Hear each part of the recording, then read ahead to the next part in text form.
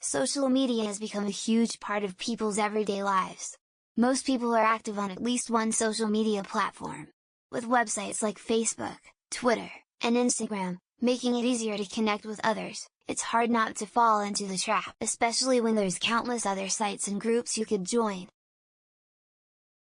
One instance that illustrates the dangers of social media is the story of Essena. Essena was a popular social media user from Australia, and at a young age, she acquired a large following. When looking at Essena's profile, people saw how great her life seemed to be. She posted pictures of her on vacation, pictures of her fit body, and pictures of her looking as happy as anyone could ever be. Unfortunately, Essena would eventually quit social media. She told her followers that the pressure was too much to bear. The vacation pictures were all staged, her fit body was actually a starved body, and the big smile was just a mask. Take a moment to read Essena's posts.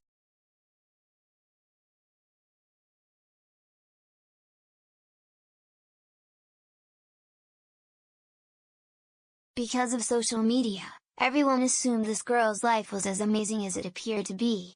People were jealous of her and all the fun she seemed to be having. Not to mention all the money she made from brand deals and engagement.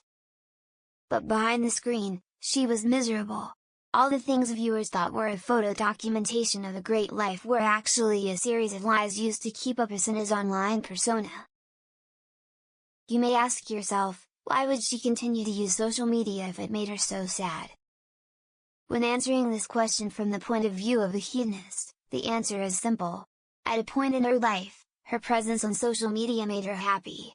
According to hedonists, happiness is the only thing that is intrinsically valuable, and by being happy, we will have a good life.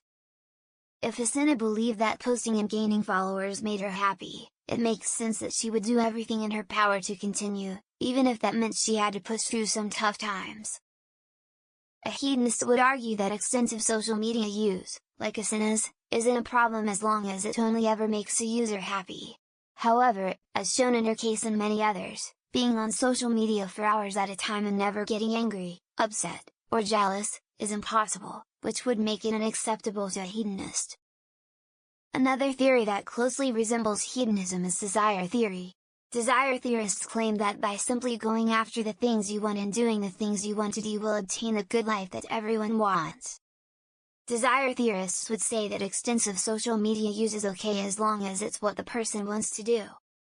In Essena's case, however, her social media use would go against desire theory because at the end of her career, she felt like she had to continue instead of wanting to. But because Essena's experience isn't universal and a large majority of social media users don't feel pressure to be active or remain on a given platform, desire theorists would accept extensive social media use but would consider extreme cases like Essena's an exception. For normal people like you and me, social media can help us live a good life.